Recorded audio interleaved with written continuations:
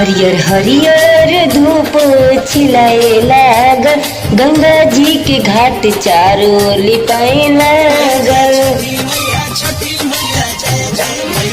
हरियर हरियर धूप छिलाए लागल, गंगा जी के घाट चारों लिपाए लागल।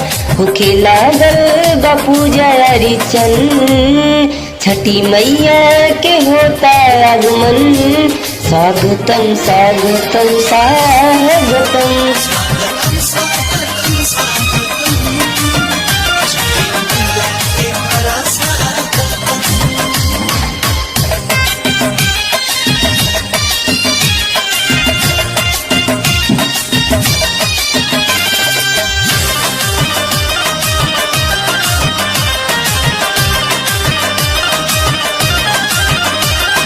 सजा बजारुआ सेवा मारुआ, नारियल सफीर संघाड़ा बिकत हो।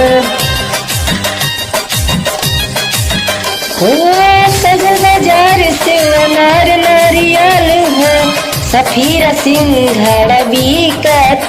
घर घर के कोना गमकत सुनत, केहू के पूरी हरुआ ठुका छनत। पूरा यूपी में हर मगन, छठी मैया के होता आगमन। स्वागतम स्वागतम स्वागतम।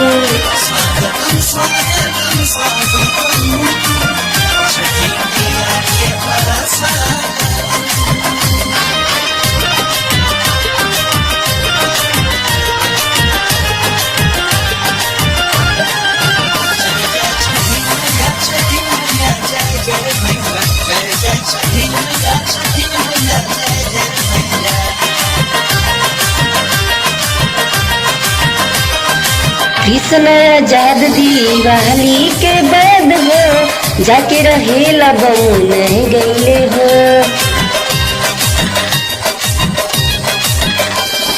बाबू विवेक दिवाली के बाद हो, जाके रहेला बम बम ने गईले हो। छोड़ी अरब मनवा परदेसी घरे आ गईले हो। मोरी संगे छठ करी है विवेक, छठी मैया के होता आगमन। स्वागतम स्वागतम स्वागतम।